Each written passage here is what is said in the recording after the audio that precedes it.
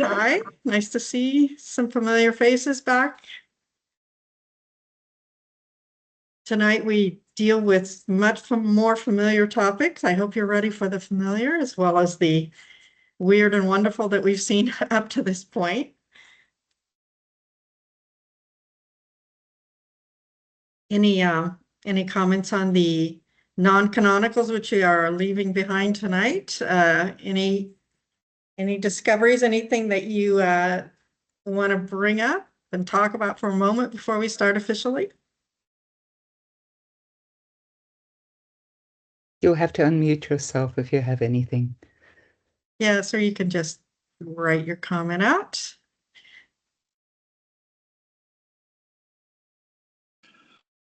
Yeah, I've appreciated both these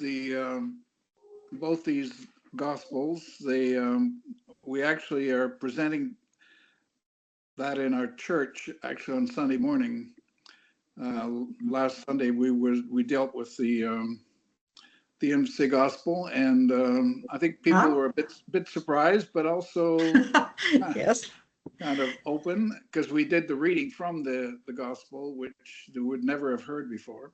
Oh, well, that makes me feel good to know that it's filtering past our community here into the broader arena, which is. And some individuals said they thanked us for, because we have a small group that's looking at it, but they thanked me for bringing it to the whole congregation. So, Oh, yeah. Well, thank you, Ian. I appreciate that. Good. Yeah, I mean, the first time that you read those, it is an eye opener to know that people imagine Jesus' birth and childhood and Mary's birth in quite different ways than we're used to seeing in our canonical gospels. Mm-hmm. Yes. So it's 6 o'clock. I imagine other people will be hopping on here.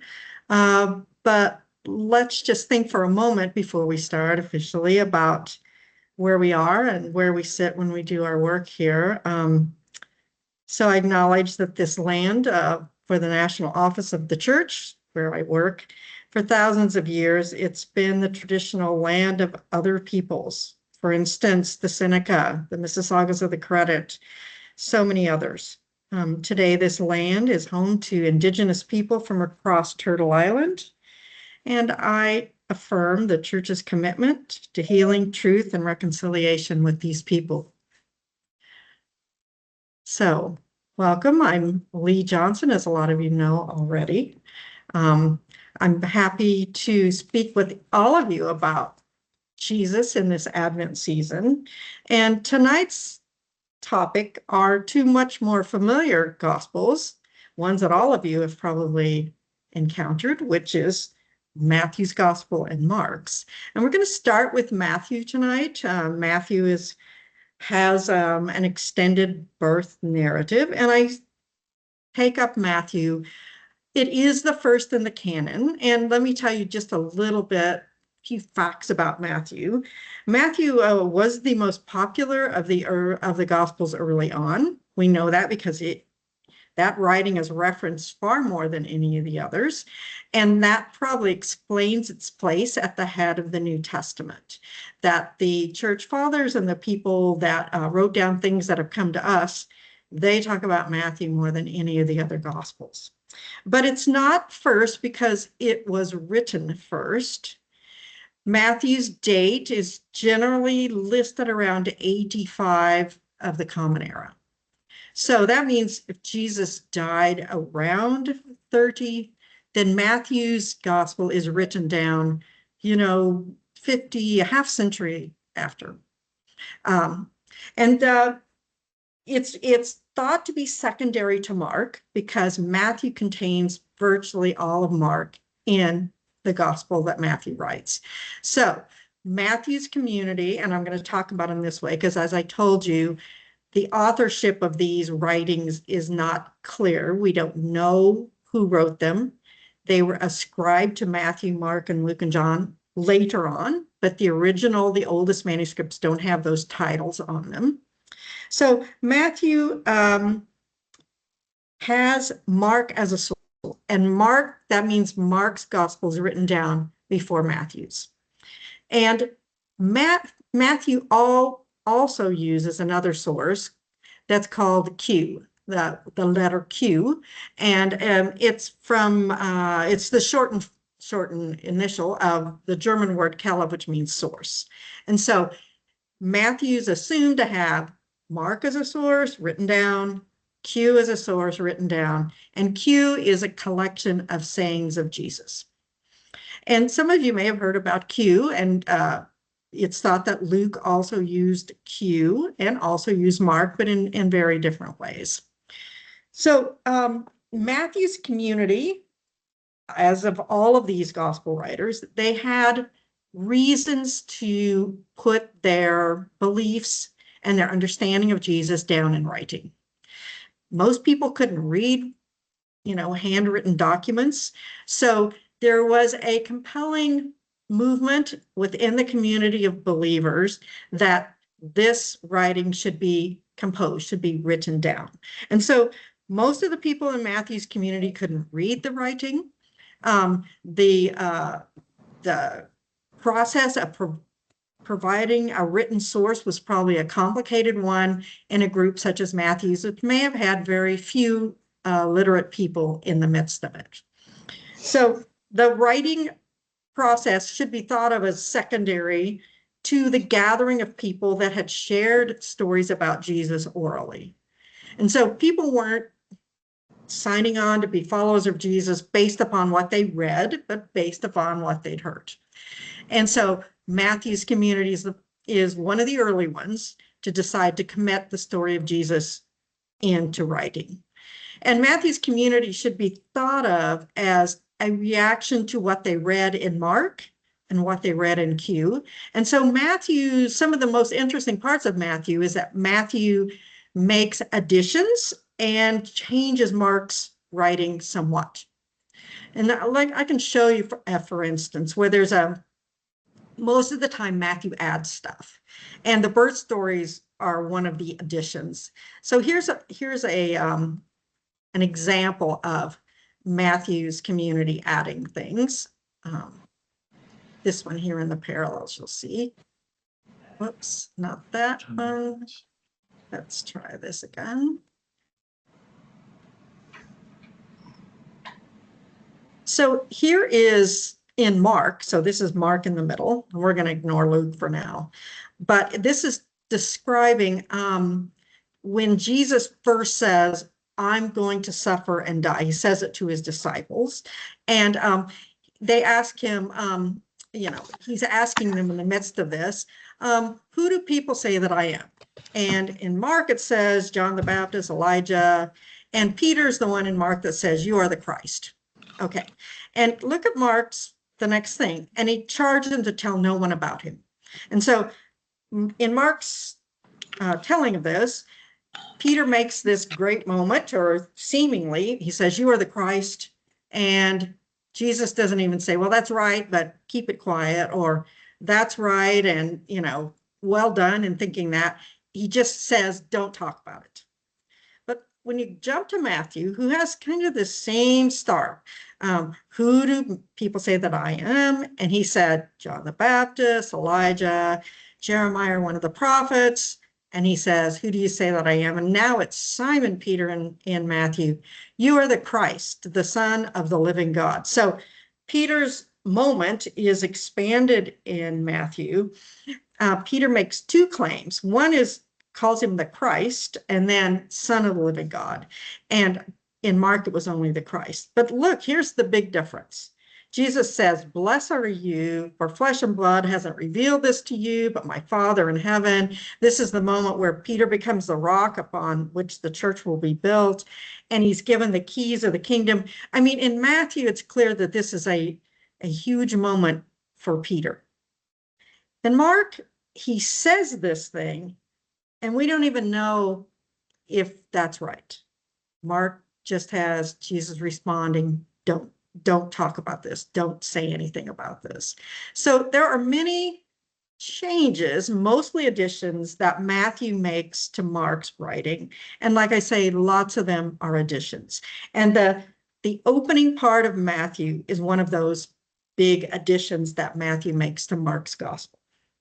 So the opening of Matthew starts, well, I'll bring it up so you can look at the text with me. The opening text of Mark has the generations, has Jesus' lineage. And Matthew has it quite well organized, but look, who is the first person mentioned here? It's Abraham. And so Matthew starts Jesus' story, goes back to Abraham, the first person of the Jewish nation. So Abraham's always talked about as the father of Judaism, the father of the Jewish, father, the one who God had a covenant where God's people were. The origin of God's people, that's Abraham. And Matthew starts with Abraham, traces it through. You'll notice David is mentioned in here. It describes these generations from Abraham to David. There's 14 there, and then there's another set, and so on. And all of this genealogy, all of this background, that's one of Matthew's great additions to what Mark has. And so Matthew wants, when their community thinks we want to tell Jesus' story, they think, well, this story really goes back to the very first Jew, the origin of Jesus. If we want to talk about it, we go back to the very first Jew. And you think about anybody that writes a story, that tells a story, even if I ask you about your history, you'd have to think, where do I start this? How far back do I go? And we'll look at Mark in a minute, but you'll see Mark doesn't do much of anything like this. But when Matthew's community, it reveals part of why they follow Jesus, and part of the way they talk about Jesus is, let's talk about the origin of the Jews. Let's talk about the origin of the Jewish nation. And so Jesus is in line. There's the first, Abraham, David's in there, and Jesus is part of this lineage of Judaism. And Matthew wants to emphasize that. And when Matthew tells the story of Jesus, it goes back to the first of the Jews. And so that's a quite significant addition that Matthew's made to Mark's story already. And you can imagine who this story is appealing to. The Matthean group, the Matthew, Jesus people, they're thinking about Jesus as the expected one, the one we've waited for. And let me just give you some lingo here. When you see Christ, when you see the word Christ, it really is the word that's related to the Hebrew word Messiah. And so it's not a singular, because Messiah means one who is anointed for a special task by God. And so there were other messiahs in Jewish history. And so when Jesus came, people were always asking, are you the Messiah? Think of it, you could translate it just like, are you the anointed one? Are you the one that is set apart by God to do something dramatic in Jewish history? So when you see Christ there, or when you see Messiah there, that's what they're thinking about. And so is definitely a Jewish term. And so Jesus is the awaited one, the one that's going to do something special. The moment when you're thinking, God, it's time for you to break into human history again and do something dramatic because our lives aren't what we want them to be. Are you the Messiah? Are you the Christ? Are you the anointed one? They're asking. And so for Matthew's followers, imagining Jesus this way, they're followers of Jesus because they think that's who he is. He is the Christ. He is the anointed one. Okay, so that's how Matthew opens it. All of that is addition that Mark doesn't have. And then we go into the next part of it, which describes the birth of Jesus. And so when you see Jesus Christ, think Jesus, the anointed one. Okay, this is how it happens. And now you see how Matthew tells this birth story. And it describes that Mary's there, and after that, Mary doesn't have much of a place in the story. The action is driven along by what Joseph sees and understands. And so, starting at 1 in verse 19, you have Joseph being a just man and how he reacts. But look what happens in Matthew's narrative related to the story and how it develops and how Jesus' birth happens.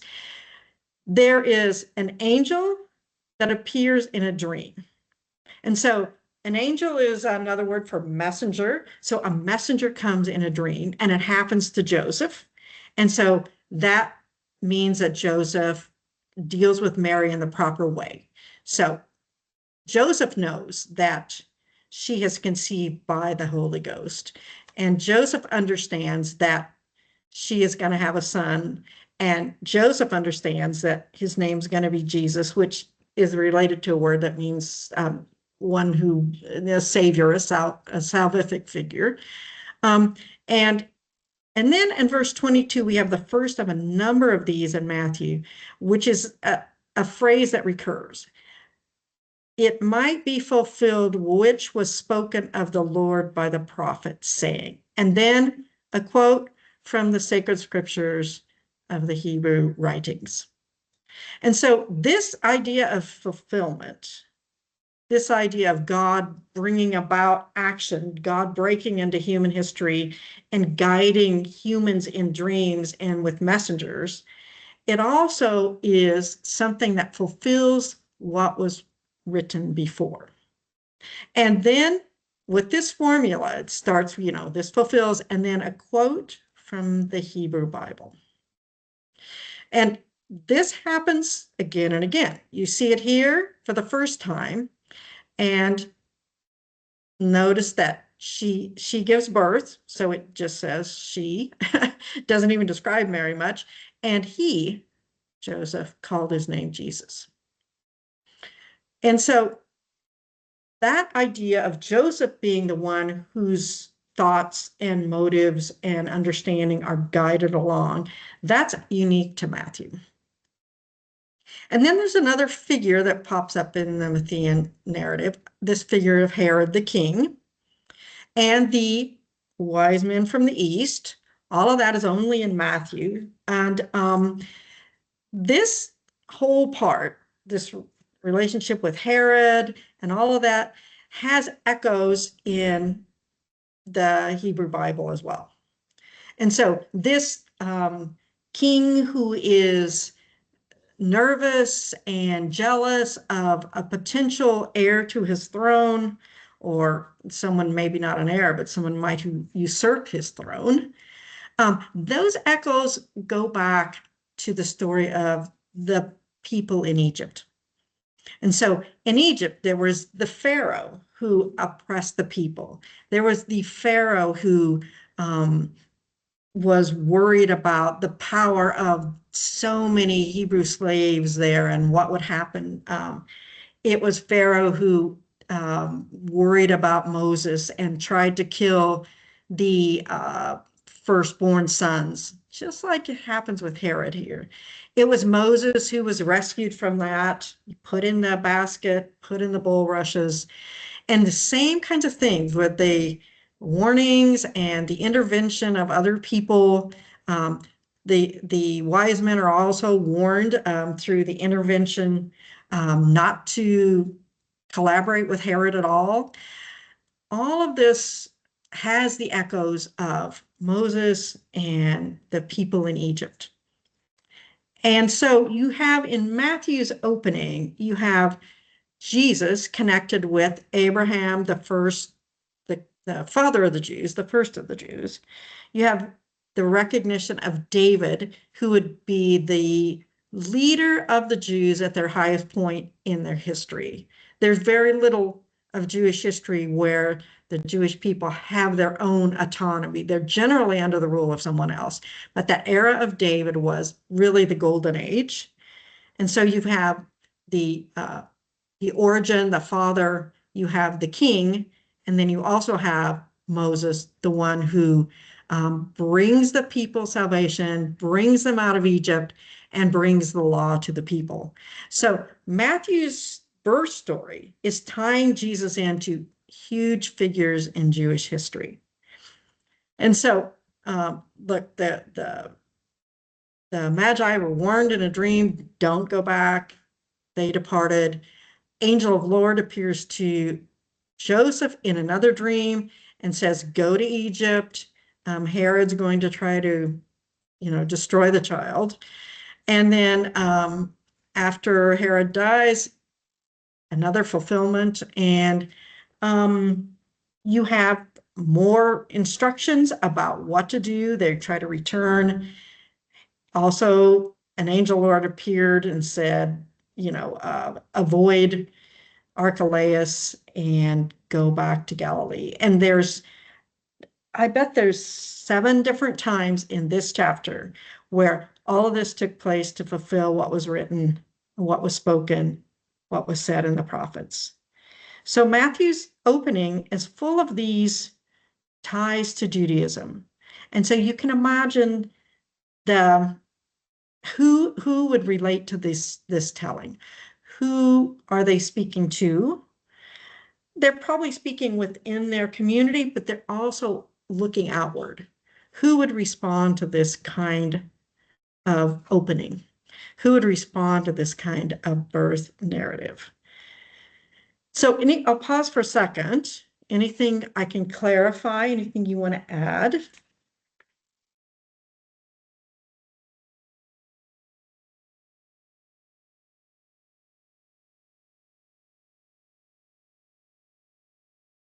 Okay. Well, Could I ask a question? yes, sure, go ahead. It says there, when he heard about this other ruler reigning in Judea in the place of Herod, he was afraid to go there. So why would they be going back to Judea if they're from Galilee? Yeah, well, I think, let's see. Let's go back here and see. So Jesus was born in Bethlehem of Judea. And so it looks like in Matthew's narrative, it doesn't really describe them as, coming out of Galilee, going to Judea. That seems to be a different telling. And so the natural thing would be to return back to Bethlehem and then, no. Archelaus is there. It's probably too risky. He's not favorable to the Jews. And so now he goes and he dwells in a city called Nazareth. So it's different in Matthew. You've noticed one of the numerous differences. Once we get next week to Luke's story, there's other things there. But yes, but look, it says he dwelt in a city called Nazareth. It's fulfilled what was spoke by the prophets. He shall be called a Nazarene. So Matthew understands all of this history as foretold in some ways, ties to what was written before. Yeah. Anything else somebody wants to bring up? Well, I mean, it's interesting also that fairly recent excavation, there is a Bethlehem in Galilee. Yes. And what kinds of which makes more sense to me, but anyway, go ahead. Yes. Sure. Lee, Yes. Samuel just said something in the chat. He said it's interesting that Mary, Joseph, and baby Jesus would escape to Egypt for safety. Right. Exactly. And we just don't have any evidence elsewhere of a trip to Egypt. But in Matthew's telling, of course, I said it accomplishes some things, but it ties Jesus to the Moses character.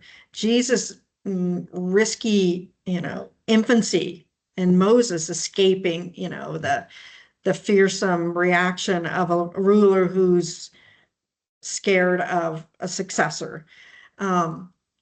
All of this, and then the coming up out of Egypt, which is what Moses did, brings the people up out of Egypt. All of that is part of this this birth story, and we don't see it elsewhere.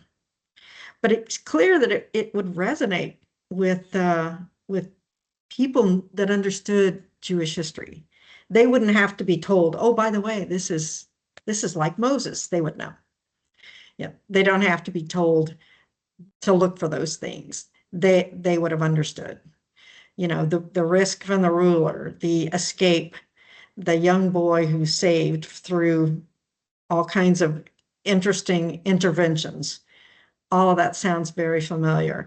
And what it says is, for those of you that aren't sure that Jesus is this Messiah that we've been looking for, this anointed one, here we go.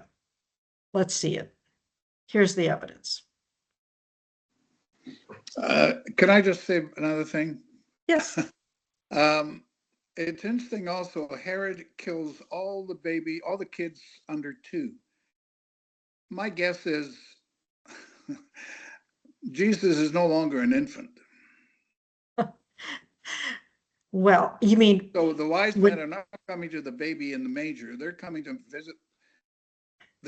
visit Jesus in a home at 2. Okay, well, that's just my hunch. Yeah. Sorry. No, well, and it does say that they found him in a house. Yeah. Yes, they found him in a house. Matthew doesn't have a scene about born in a manger, and that's Luke.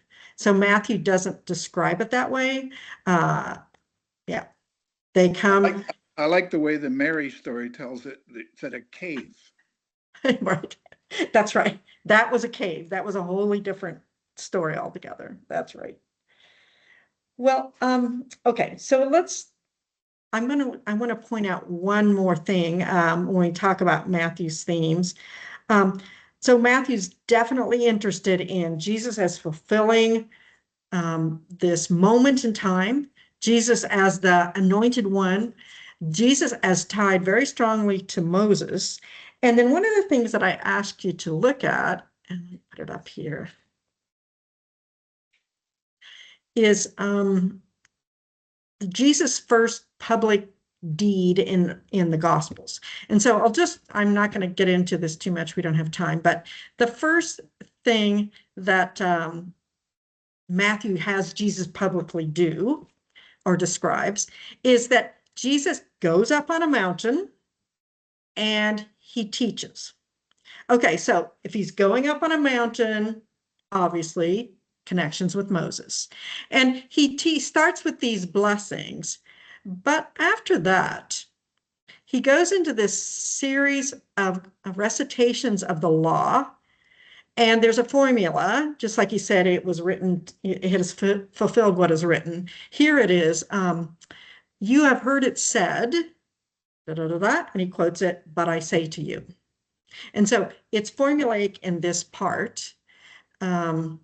And here's the first one of them. You've heard it that it was said of them in old time, thou shalt not kill, and whoever shall kill shall be in danger of judgment. But I say to you, whosoever's angry with his brother. And his reaction, Jesus' new interpretation of these well-known teachings. Some of them are straight from the commandments that Moses brought down, that these sayings, he cites it and then he reinterprets it.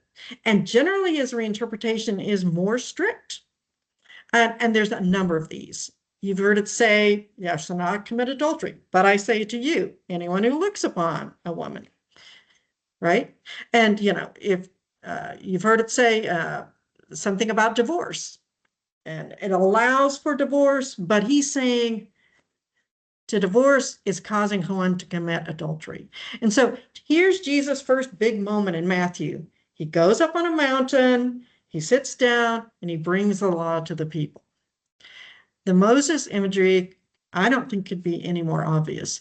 And so even though Matthew uses Mark, and there's virtually everything that Jesus does in Mark is in Matthew, Matthew still sets the scene for what Jesus is going to do, as Jesus is premier teacher of the law. Jesus is the new Moses.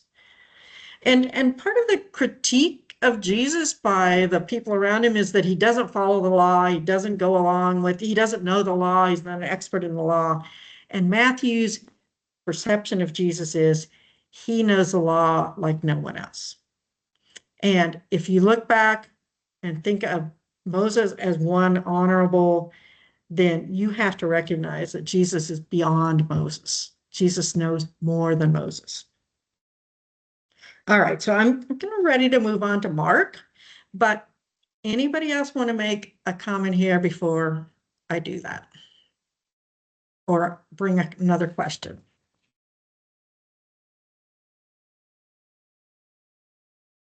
Okay, here we go. Mark is up. So let's look how Mark starts this story of Jesus. So now we're thinking about another community, a community of followers and believers in Jesus that have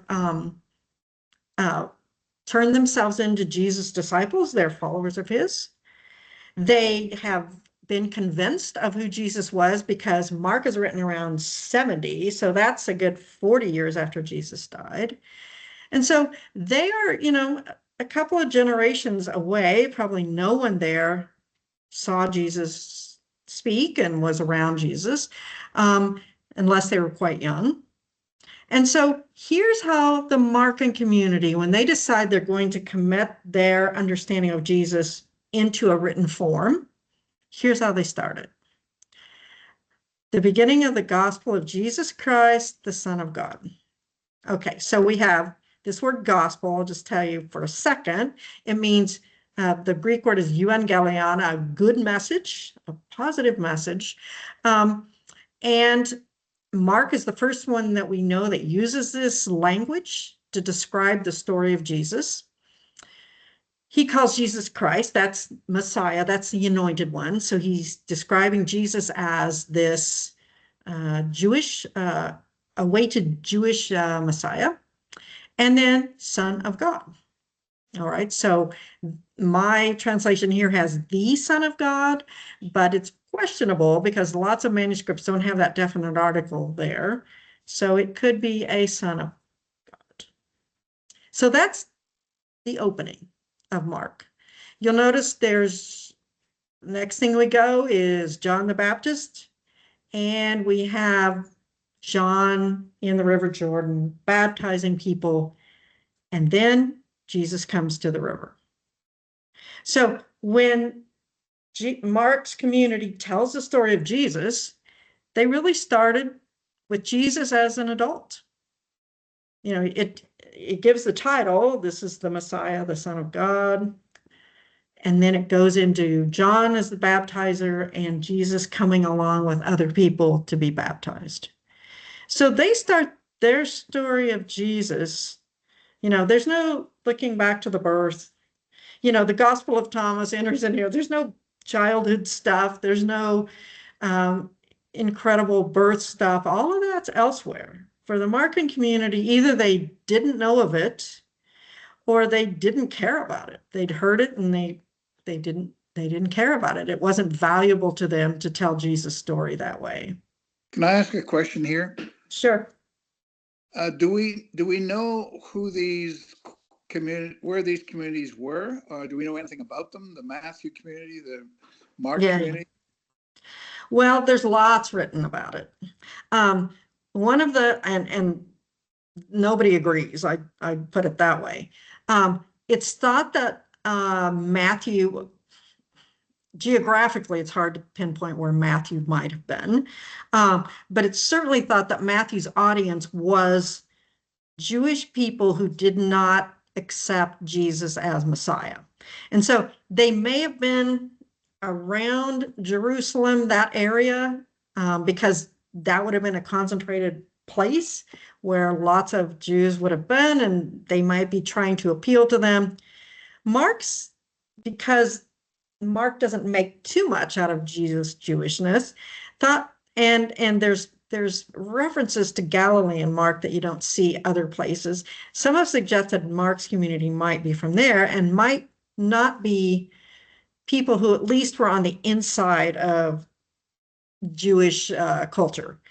Because just like in any point in time, you have people who are sort of marginally related to communities, people who are at the center of communities. Mark's reads more like people who are not powerful, potent people. So I'll leave it as potential. Galilee might be the Mark and community spot, but boy, it is not a settled issue. I just had one other thought. Um, these guys living in 70 AD might have known Paul. Possibly. I mean, he's alive until 60 odd, right? 10 years, 12 years before. So Yes. it would have connection with him and his writings, probably his letters. So yeah, anyway, just curious. Yeah, it could be. I mean, there's evidence that Paul's letters were put together in a booklet that may have happened, probably did happen after he died or was killed, and that those letters circulated pretty widely, and that Paul became heroic. So they really might have had, I don't know if they would have met him, but they might know of him. And that wouldn't surprise me to hear that. Although there's not stuff in here that helps us answer that question. All right, so here we have John describes John as the baptizer, and it says that he's baptizing people in the River Jordan for the confession of sins, that they're confessing their sins as they're baptized. And Jesus comes from Nazareth of Galilee and was baptized by John in the Jordan. That's Jesus' first moment on the scene in Mark. And so it's clear that for the Markan community, they kind of see the baptism as the launching point for what made Jesus special. Like I said, I don't know if they knew of any traditions of Jesus before this time, but for them, this was the moment. And here's why I want to talk about this with relation to Jesus' birth, is because, of course, baptism is like a birth. All of you are aware that baptism is like a rebirth. And so here he is coming up out of the water. And look for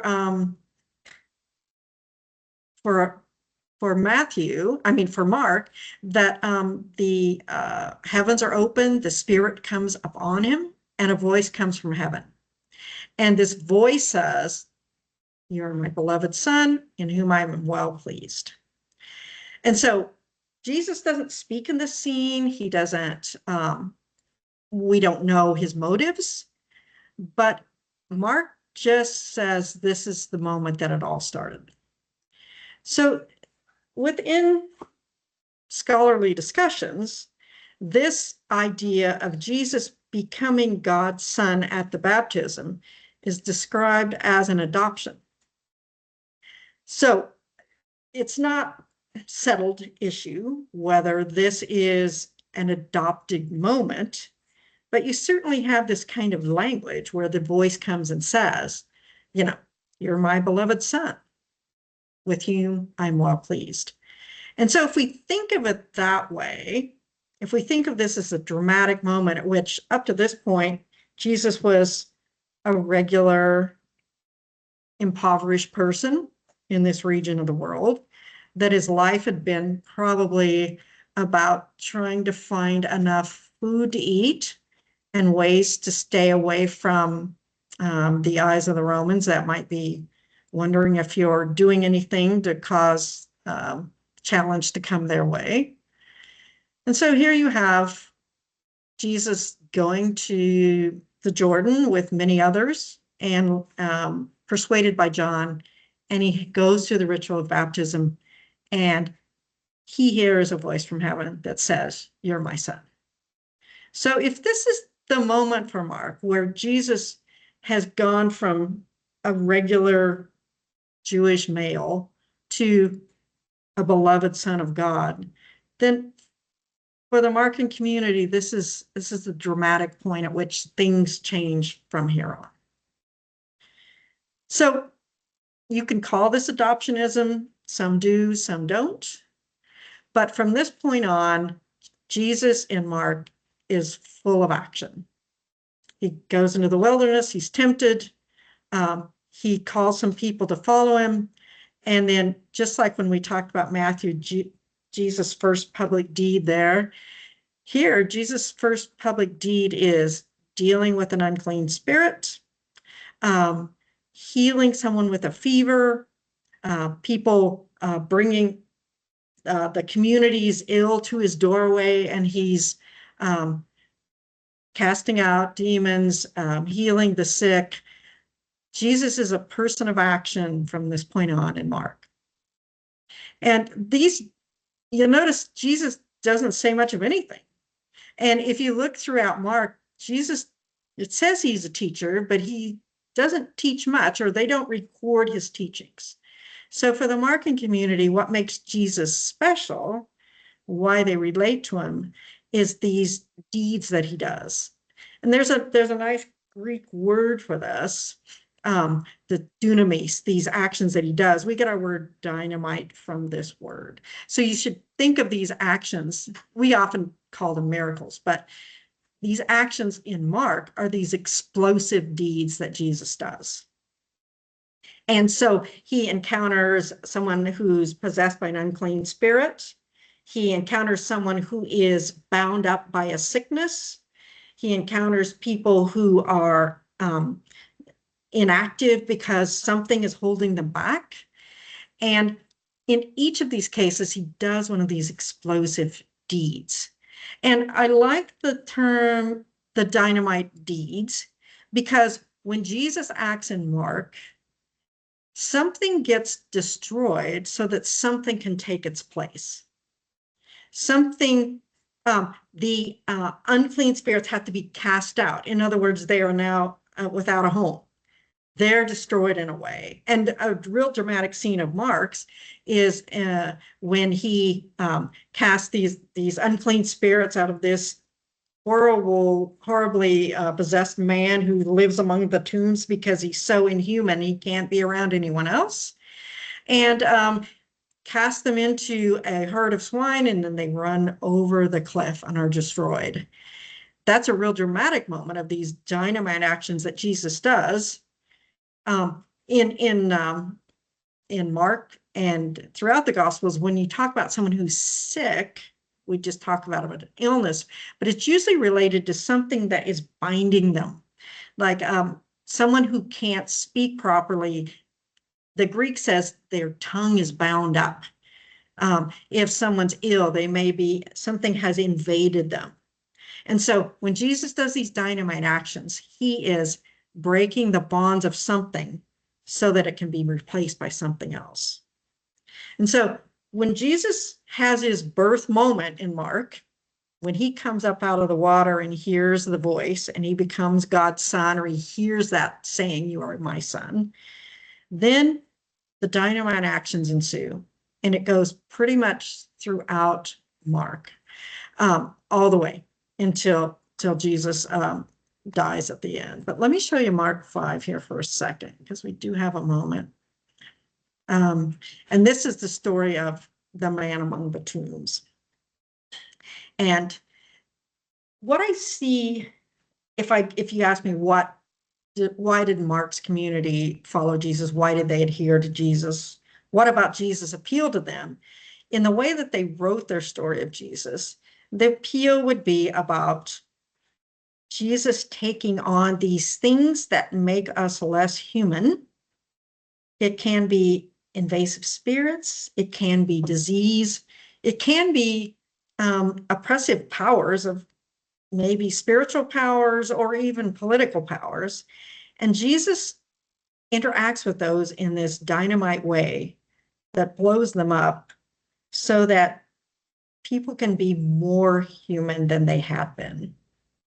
And in Mark, that's one of the things that makes Jesus dangerous, is because whatever he's blowing up, whatever he's destroying so that something can take its place, whoever is in that position should be afraid. And look how people react to this when when these unclean spirits and this legion, this man who lives among the tomb, when he drives them into the swine and they run over the cliff. I mean, people react, they're just saying, please leave, get out of here. It's just, you're scaring us. When they saw what he did, and they saw that the guy who'd been, so dehumanized, that he was just as good as dead. He lives amongst the tombs. He's like an animal. No one can be around him. When they see him sitting there and it says clothed and in his right mind, they were afraid. That's the reaction. And they said, please go. Because people who do things that dramatically, people with that kind of dynamite power are, something to fear. And so this is Mark's opening. This is Mark's birth story. Here we have Jesus. We don't know anything about him till he goes to that river. And when he comes up out of the water, he hears the voice, "You're my son." And then here we go. Look what's happening. So I ask you when I form the questions, should we think of this as a birth story? Should it be part of our Advent discussion? I mean, Matthew's an easy one. It talks about a birth, and it talks about, the narrative around birth. Here we have Mark. It's not, the language isn't, she gave birth, but this is a moment. This is a new moment. What do you think? Is this an Advent story? Is this a birth story?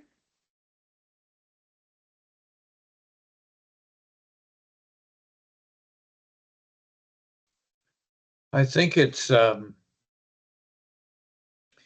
birth of his ministry. Yeah, I agree with that. Do you think it would be appropriate to say that Jesus is a whole new person at this moment? Yes, I think so, because the books we've been studying, Jesus as a child, and then, later in his childhood, they don't really relate to his ministry. That's right. And so Mark is, the basis of Mark is basically the birth of his ministry. Yeah, I agree. And I just find it interesting that the community of Mark, who knows what stories they shared, who knows what they told, but when it came to starting the story of Jesus, they started here.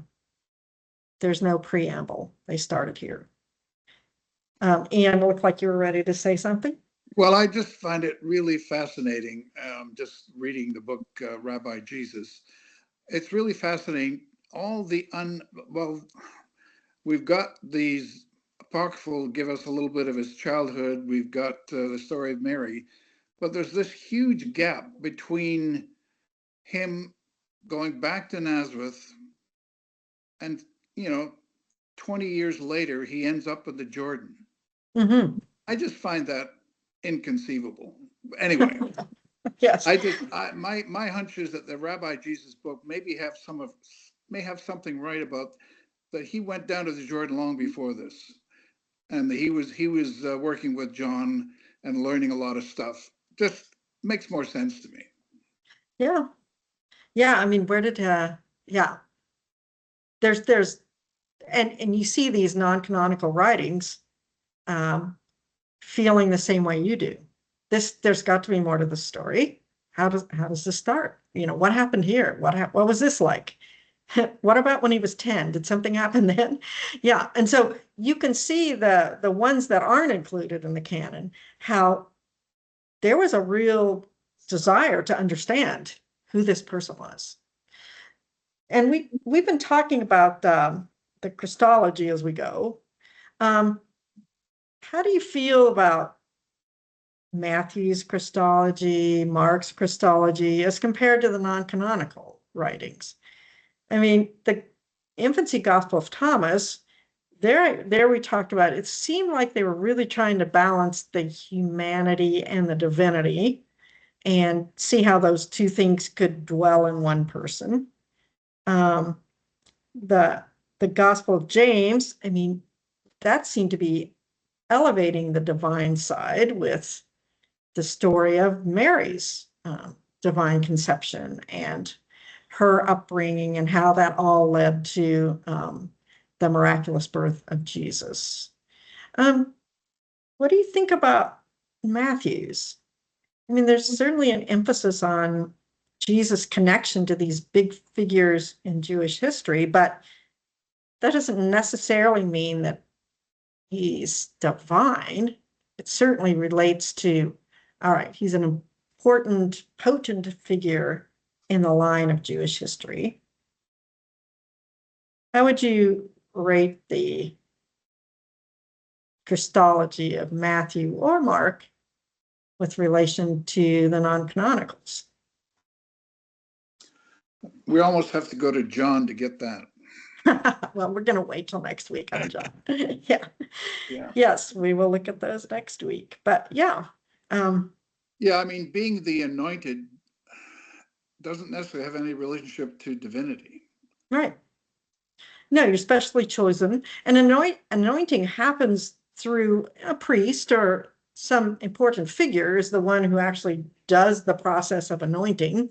So yes, it says you're set apart by God for a special task.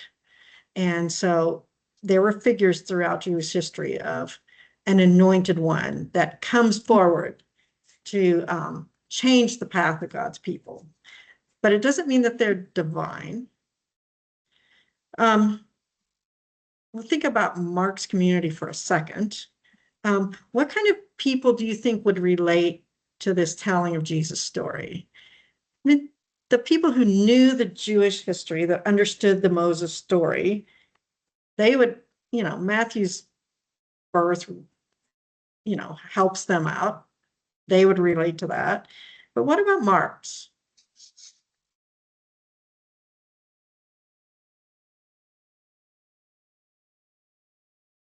Well, it makes sense that they're Gentiles.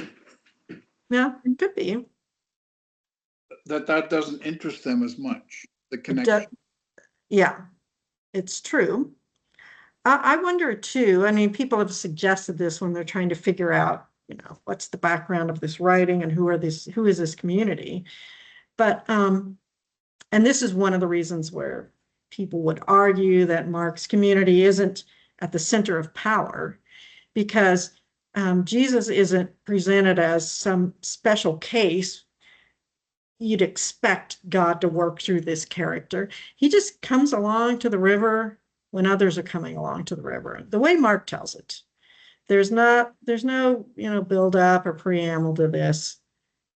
And so you can imagine the regular person that doesn't have much in that life isn't in a seat of power to relate to the story of, the poor guy being plucked out and suddenly becoming God's son. The thought that could happen to even a lowly one like me. And so people have suggested that Mark's telling of it might relate more to that aspect of society.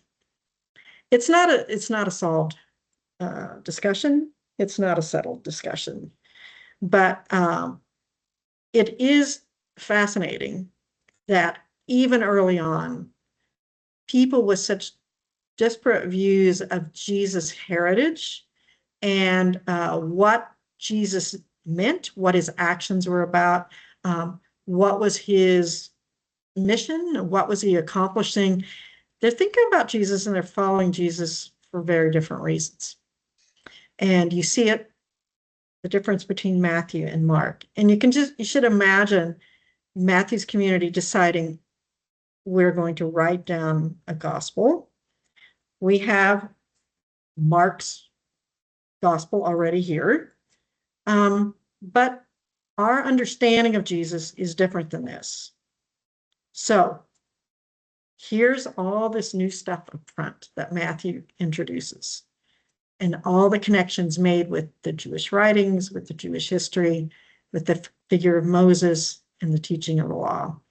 Matthew's community isn't happy with Mark's writing, obviously. They've made alterations, although they've retained almost all of it, just added different things, put stuff in different order. Right, so we've got a couple of minutes. If anybody would like to make a comment, something I can clarify, some wisdom that you want to impart to all of us, please. Now is your Not chance. wisdom, just interesting. You can understand why Matthew is more popular.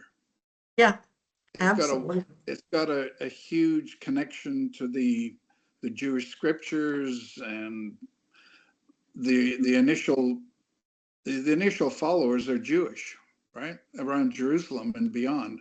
It's only after Paul gets out there and starts bringing in the Gentiles, there's still a very core Jewish audience, including his stepbrother or his brother, James. Yeah. Yeah. So it's understandable. Then, and when we look at Luke, we'll see that there's similar efforts there too. Yes. Constructed quite differently, but yes. Yeah. Right. I can see why they put Matthew at the beginning, because of the lineage, ties to the prophets and some of the great leaders. So right. it's sort of verify, and they mentioned him as a Messiah. So it's that progression, right, which Mark doesn't do. No, I mean, Mark calls him Christ, and that's the word for Messiah. So that's there, but Mark doesn't make all of those connections like Matthew does. And Matthew was cited, it was the most popular early on for sure. But I think you can correct me if I'm wrong, but I think when it comes to the Advent story, Luke's birth story is more popular than Matthew's in our churches today. Do you find that's true? Yeah. I have a question. Yeah. The quote from Isaiah is actually not true. In Mark? No, in Matthew. In Matthew. Oh, yes. It's not. The Hebrew is not virgin. It's a young woman. I know. You're right. Yes. So Ian's trying to, Ian's got all these diversions that are interesting, which I'm interested in as well. But yes, and even when Matthew says it fulfills what is written, in a place or two, people are thinking they're not sure what he's referencing. And so even all this took place to fulfill, if you look at the bottom of your Bible, you usually tell what reference they think it is, but in some of them, it kind of may be a combination of things. It's hard to say this is the exact verse that Matthew's pointing to. Well, almost out of time. Yep. Mark, are you Can you wanting to repeat? I love the image of Jesus as dynamite blowing up systems around him. But what was that word where did you get the dynamite? I want to look that up and follow that up. Okay, so it's a dunamis, well, let me see. D-U-N-A-M-E-I-S. That's kind of the transliteration of it. Yeah. Okay. Or you might see it spelled D-Y-N-A-M-E-I-S. Yeah, and so it's a word that you'll see in the New Testament. It's not only in Mark, but Mark's the one that has those actions highlighted so much. And the word miracle is not a biblical word, but it's something that it's a way that we translate this stuff. Yeah. But the image that comes to mind in Jesus' actions, if you've seen an implosion of a big building where they go through all this effort to make sure that it doesn't scatter, but it implodes, and it costs the fortune to do it. But the reason they go to all that effort is so they can replace it with something else. That's always the image that I have in mind with this language, that for something to be aided or fixed or altered. Something has to be lost. Now, we may say, great, good riddance, evil spirits, good. We don't care if they get destroyed. The binding of sickness and ailments, the maladies that cause people not to be able to walk or stand properly, all of those things, we're happy if they're blown up. But a lot of times, things that get blown up, there's somebody that doesn't like it. Somebody that's has fear of that. And with the Roman authorities, anyone who has that kind of language or that the perception of them as one of these people that does these explosive deeds, they would take notice and have a lot of concern about what are we going to do with this guy? Because if he can blow this up, what else can he do? Oh, should we end a session with blowing things up? I don't know if that's proper, but I think we're about out of time. Well, if anybody has anything that I can help them with, you can hang on the line a little bit longer.